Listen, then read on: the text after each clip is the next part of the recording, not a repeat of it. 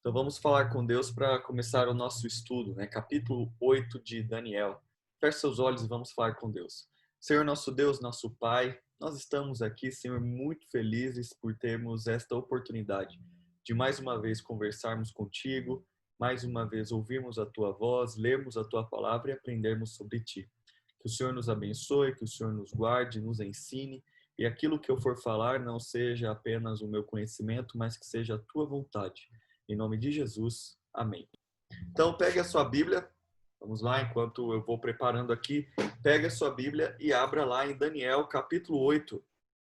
Nós já estamos aí, já passamos da metade do livro, lembrando, Daniel tem 12 capítulos, então estamos no capítulo 8, e este capítulo 8 é um capítulo muito interessante. Então, só para relembrar, nós já vimos ali a parte histórica do livro de Daniel, capítulo 1, 3, 4, 5 até o 6, que conta ali as histórias de Daniel, tiramos algumas lições. Também no capítulo 2 nós vimos uma profecia bem interessante da estátua, e as demais profecias vão girar em torno do mesmo tema, então vão repetir e aí com algumas características ou informações adicionais, ok? Então sempre tenha em mente a sequência dos reinos. Se você não lembra, olha lá no YouTube, olha o capítulo 2, ok? O estudo do capítulo 2 para você lembrar a sequência, beleza? Então abra aí capítulo 8, enquanto eu vou colocar aqui, vou compartilhar a minha tela. Então, deixa eu colocar reproduzir aqui, só um momento. Aí.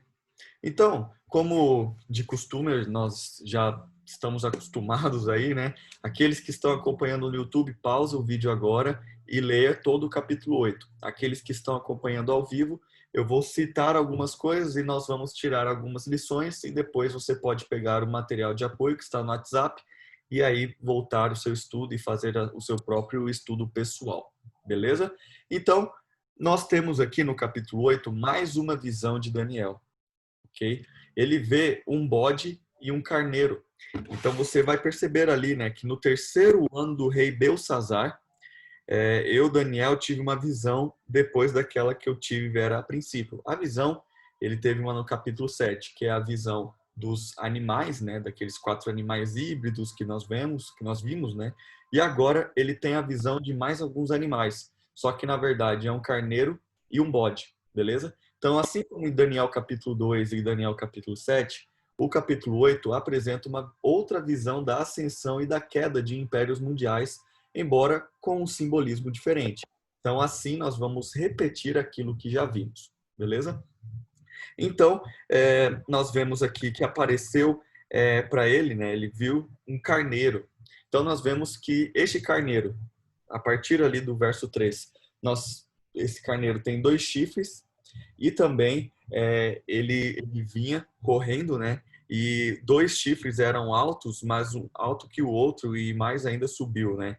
Então este carneiro estava dando marradas, né? Ele estava meio que dando chifradas assim em 3 direções, beleza? Então este é o carneiro. Aí depois veio um bode sem tocar no chão. Ele tinha um chifre, esse bode. Então ele veio correndo assim, né? Sem tocar o chão, que eu digo uma velocidade terrível. Só que esse chifre foi quebrado, né? Esse chifre que ele tinha. E aí, quando esse chifre quebrou, no lugar surgiram mais 4 chifres. Então é basicamente isso. Então nós vemos que teve um carneiro com 2 chifres, e em linguagem profética, chifre significa poder, significa rei, reinos, ok? Então, 2 chifres representam 2 reinos, 2 grandes poderes, ou 2 reis, especificamente, né? E também ele dava chifrado em 3 direções, e essas 3 direções, lembra que lá no capítulo anterior, no capítulo 7, tinha um urso que tinha 3 costelas na boca que representavam a Média Pérsia, sabe? E aí, cada costela representava as 3 grandes vitórias do reino Medo-Persa, que é Lídia, a Babilônia e o Egito. E aqui, ele não aparece como urso, e também não aparece como peito de prata, ele aparece como um carneiro, ok? Então, são visões diferentes do mesmo tema. Nesta visão, não vai aparecer a Babilônia, porque a Babilônia já estava em decadência ele nem teve visão de Babilônia, então é a partir da Medo-Persa, ok? Da Média Persa. Então, o carneiro representa a Média Persa, estes dois chifres, um representa a Média, o outro representa os persas, né? E as três direções eu já mencionei, né? As três marradas, né? As três chifradas, assim, digamos, as três grandes vitórias deste reino, ok? E aí vem esse bode. O bode, como o próprio capítulo vai descrever, o bode representa a Grécia, que é o quadril ali, né? O quadril de bronze. Então, e nós vemos, né, que também o capítulo 7 anteriormente é um animal, acredito que é o leopardo, se não me falha a memória agora, e agora nós vemos a Grécia como bode. O chifre maior representa Alexandre, o Grande, que ele teve grandes conquistas. A velocidade, ele vem sem tocar o chão, é que ele se movia rapidamente. Então é a velocidade das conquistas de Alexandre o Grande. O chifre foi quebrado, ou seja, a morte de Alexandre. E aí surgiram 4 grandes chifres, que são os 4 generais que substituíram Alexandre o Grande. Tudo bem até aqui? Ou seja, os símbolos de um carneiro e de um bode representam algo muito interessante. Representam uma relação também com o ritual do santuário no dia da expiação. Então, só para vocês lembrarem, no santuário, no dia da expiação, era uma vez no ano, era um dia de juízo. E no santuário, o que as pessoas viam? As pessoas, elas pediam perdão pelos pecados e o sacerdote, ele matava um bode, também matava um carneiro e era uma representação do santuário, ok? Então vamos continuar o nosso estudo. Eu acredito que alguém esteja com o microfone aberto. Eu não consegui mutar aqui. Então, se quem estiver com o microfone aberto, eu não consigo ver, para mutar, para evitar algum tipo de interferência. Então, vamos avançar. Aqui também aparece que destes 4 chifres, né, estando eu observando o verso 5, eis que um bode vinha do ocidente. E aí o bode, ele estava confrontando ali o carneiro, né? E olha o verso 9. De um dos chifres saiu um chifre pequeno e se tornou muito forte para o sul, para o oriente e para a terra gloriosa. Aqui aparece novamente um chifre pequeno. Beleza? Então, não fique assustado. Olha, não estou entendendo nada. Só veja a sequência. Tinha um carneiro, e aí depois surgiu um bode, quebrou o chifre do bode, ou seja, o Alexandre morreu, e aí surgiram 4 chifres, e aí depois surgiu um chifre pequeno. Lembra no capítulo anterior que também apareceu um chifre pequeno? Esse chifre pequeno representa um reino, né, pequeno, que começou pequeno e foi ganhando força, ok? Então, como nós vimos na semana passada, este chifre pequeno representa um poder que tinha características religiosas e características civis, políticas, ok? E nós vemos na história que quem teve este grande poder, tanto civil como religioso, como político e religioso, foi Roma. Então, Roma era um império, depois surgiu uma igreja representada pela Igreja Católica, que o Papa se tornou também o grande imperador, ou seja, houve a união do poder religioso com o poder político, beleza? Então, esse chifre pequeno representa a Igreja Católica Apostólica Romana. Então, nós vamos recapitular as profecias do capítulo 7, as profecias do capítulo 8 agora, e ver o seu cumprimento. Então, nós vemos no capítulo 7 que o chifre pequeno surgiu depois do leopardo. Se você não lembra, olha o estudo do capítulo 7. Surgiu após o leopardo. Roma veio após a Grécia. Também, no capítulo 7, o chifre pequeno surgiu entre 10 chifres, ou seja, Roma surge entre os 10 reinos. No capítulo 7, nós vimos que o chifre pequeno surgiu derrubando 3 chifres, que Roma derrotou os Érulos, que eram um dos povos, os Vândalos e os Ostrogodos. Beleza? Também no capítulo 7 e no capítulo 8, ali no verso 9, nós vemos que o chifre pequeno perseguiu o povo santo de Deus. Então houve uma perseguição. E nós vemos na história que Roma, através da igreja e também do Império Romano, perseguiu o povo de Deus. Lembra que teve as cruzadas, Bíblias foram queimadas, também pessoas foram mortas, colocadas no Coliseu, muito sofrimento foi causado. E também no capítulo 7, nós vimos que o chifre pequeno, este poder, né, este poder religioso que Roma perseguiu durante 1260 anos. E nós vimos no estudo passado de que o Papa, ele foi imperador, né? Vários papas, começou em 538 depois de Cristo e foi até 1798, dando um total de 1260 anos. Então, a Igreja Católica teve esse poder ilimitado no sentido junto com o poder político, onde o Papa era o imperador por 1260 anos exatos, que era a profecia aqui de Daniel. No capítulo 8 também, nós vemos que o chifre pequeno, este poder, daria, né, teria um poder para o sul, para o oriente e para a terra gloriosa. E então ele conquistou Macedônia, a Síria e a Palestina. Então aqui nós temos evidências de quem é o chifre pequeno. E também no capítulo 8, nós vemos que este chifre pequeno agiria contra o príncipe do exército. Participou da condenação de Cristo, o chifre pequeno. E também deitaria o santuário abaixo. Ou seja, ele destruiu o santuário no ano 70 depois de Cristo. Então, nós percebemos as características do chifre pequeno. Então, muitas pessoas vão falar que é um homem especificamente, ou um poder muito antigo, só que nós vemos, através dessas características, realmente, que este poder, representado pelo chifre pequeno, é a Igreja Católica e o poder romano.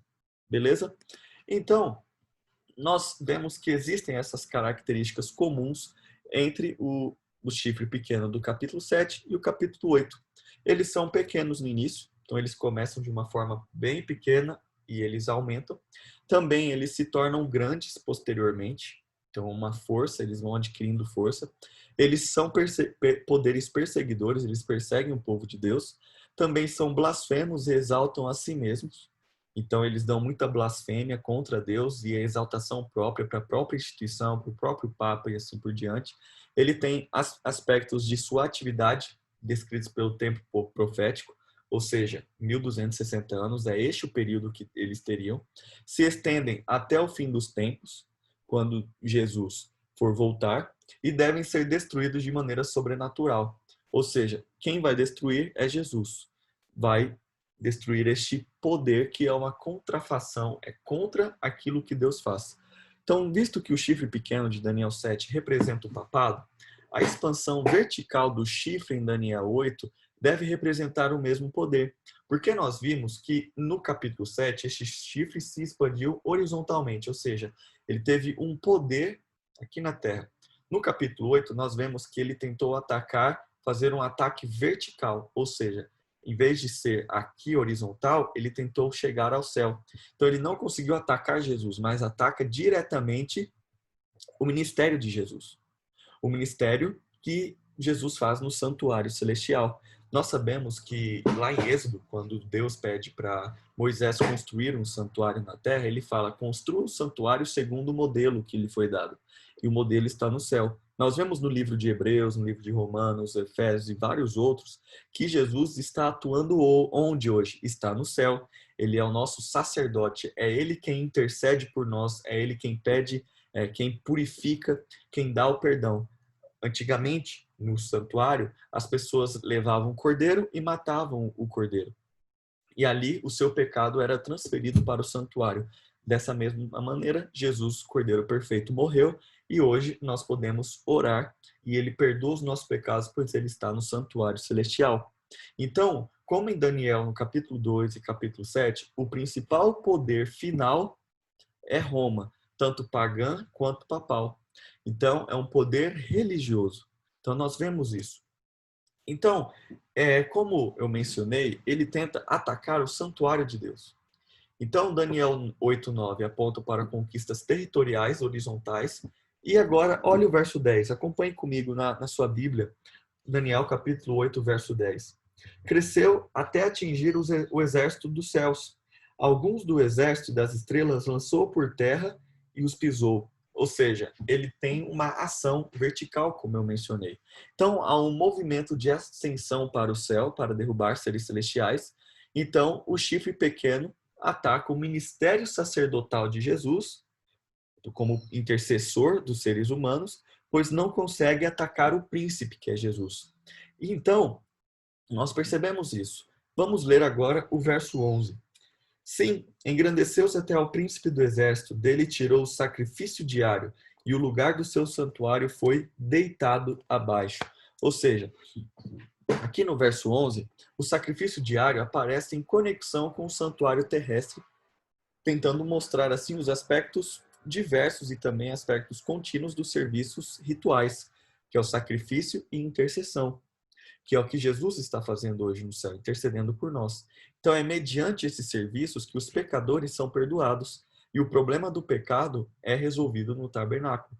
Então, nós só temos o pecado perdoado porque Jesus atua como sacerdote no santuário celestial hoje. É, algumas igrejas, e também, como eu mencionei, a Igreja Católica, como que eles atacaram? Eles colocaram pessoas, por exemplo, o padre como intercessor, e também a Virgem Maria como intercessora.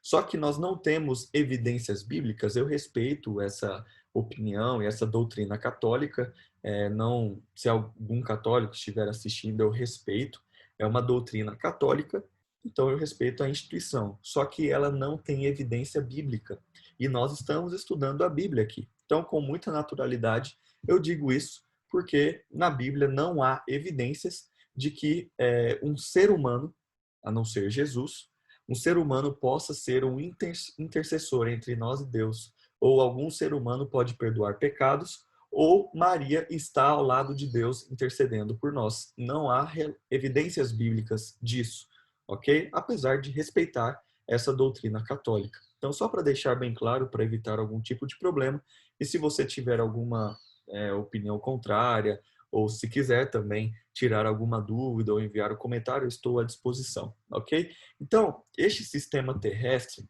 representa, o sistema terrestre do santuário, representa o ministério de Jesus lá no santuário celestial. Então, como a profecia aqui em Daniel 8 já dizia, o papado troca a intercessão de Cristo pela intercessão dos sacerdotes, do Papa, né, e dos padres. E por meio desse tipo de adoração falsificada, ou seja, que não é da Bíblia, o chifre pequeno, o poder que é representado pelo chifre pequeno, tira o ministério de intercessão de Cristo e simbolicamente derruba o seu santuário. Ou seja, se um padre, uma pessoa, pode interceder por mim, para perdão dos meus pecados, se a Virgem Maria, uma pessoa, está no céu intercedendo por mim, Jesus não faz sentido interceder por mim. Também não faz sentido ele perdoar os pecados. Ok? Então nós não temos evidências bíblicas disso. O que nós vemos é que Jesus é o Cordeiro perfeito que tira o pecado do mundo, ele morreu e pelos méritos dele, ele perdoa os nossos pecados e ele intercede por nós no santuário celestial, ok? Biblicamente falando. Então aqui nós temos mais uma ideia, né, que Daniel capítulo 7 e Daniel capítulo 8 retratam o mesmo evento. Então, com visões diferentes. O capítulo 7 fala mais de um juízo, de um julgamento. E nós sabemos que vai acontecer um julgamento. Então, ele fala de um julgamento. No capítulo 8 fala de um santuário. Então, será que o julgamento ocorre no santuário? Será que as duas coisas têm a ver com o mesmo sentido? Então, esta é uma cena de juízo. Então, nós podemos ver que este juízo, este julgamento ocorre no céu, e o santuário também deve estar localizado no céu.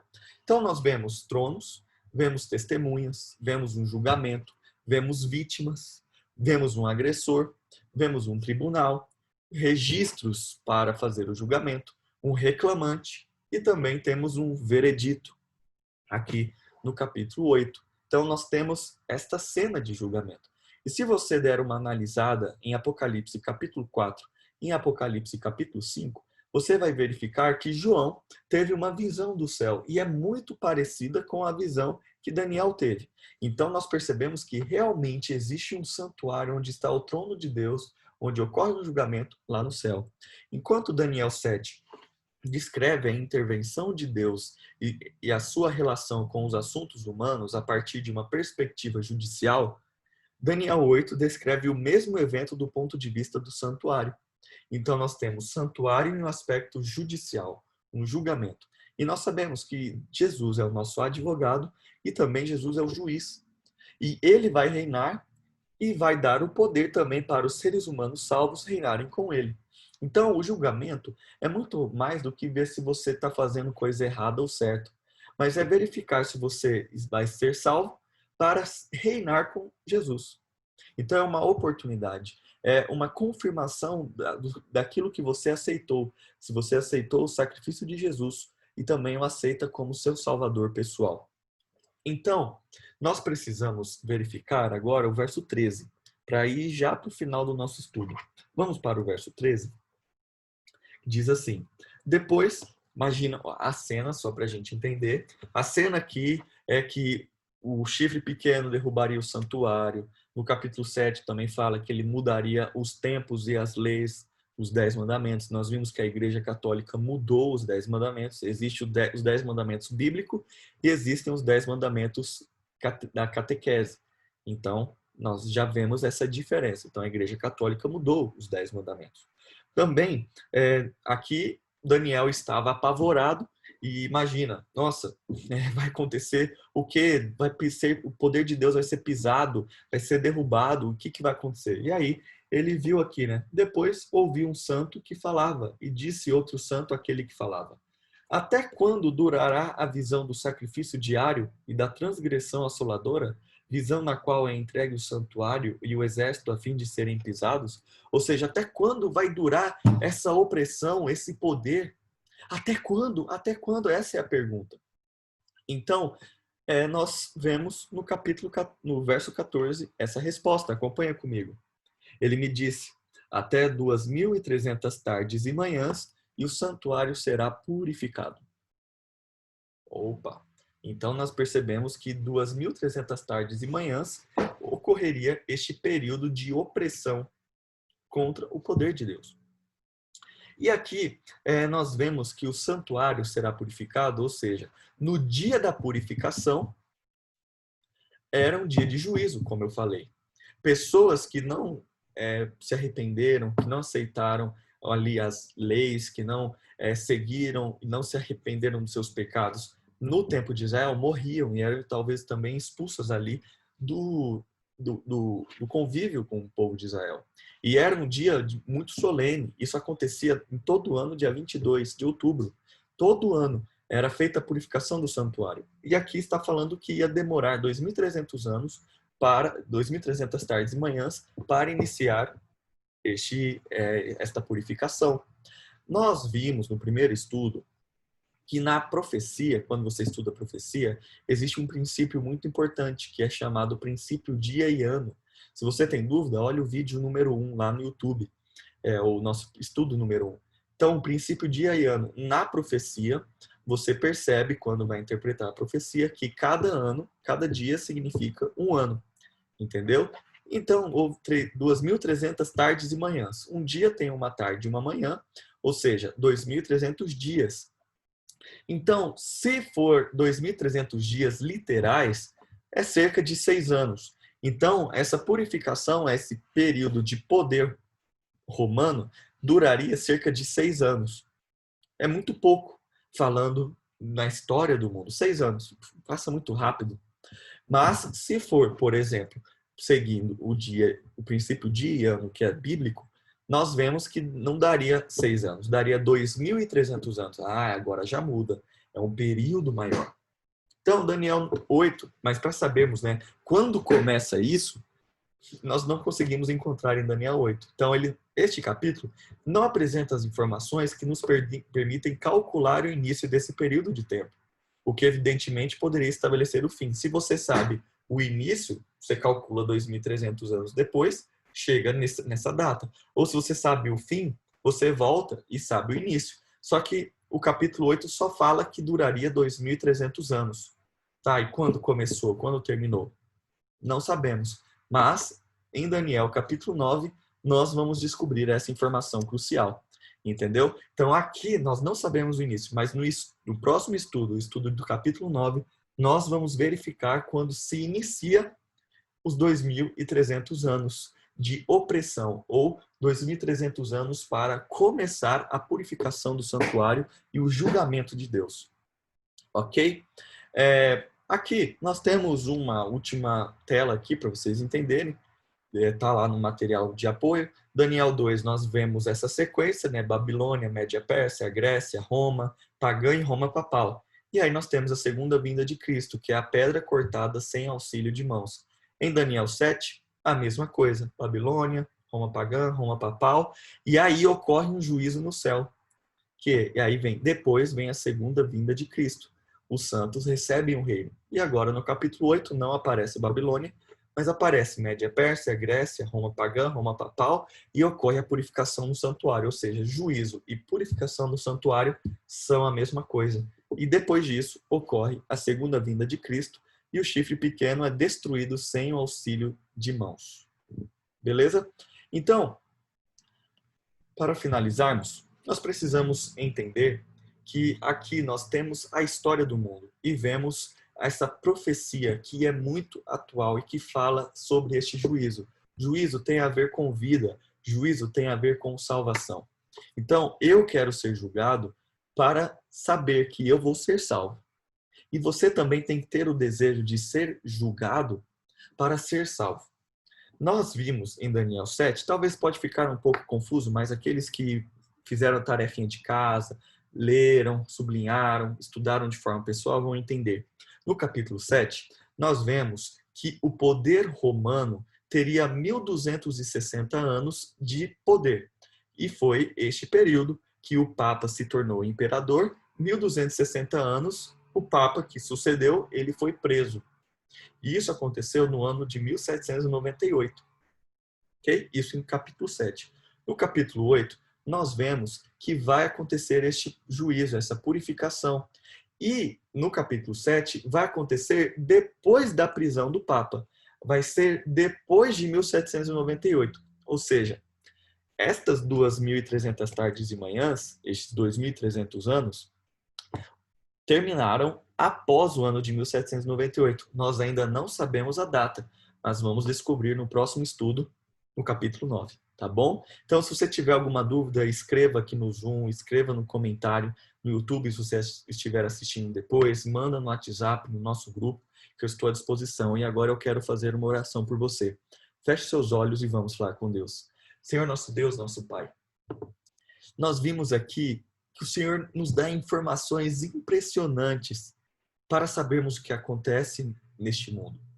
Nós temos o privilégio de olharmos para trás e verificarmos na história, confirmarmos na história aquilo que o Senhor revelou.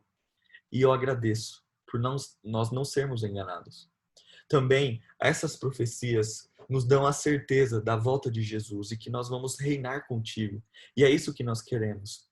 Por favor, nos ajude a termos a certeza de que o julgamento é algo bom para nós, que o julgamento vai confirmar que nós vamos ser salvos e morarmos eternamente contigo. Eu peço que o Senhor abençoe cada um que está aqui acompanhando estes estudos, que eles entendam. Se por um acaso eles tiverem alguma dúvida, que eles possam de maneira pessoal estudarem, analisarem, fazerem os próprios comentários, anotações, que eles peguem este material de apoio e estudem como uma devoção a Ti, uma comunhão contigo, e que juntos possamos crescer ao Teu lado. Nos abençoe, em nome de Jesus. Amém. Amém.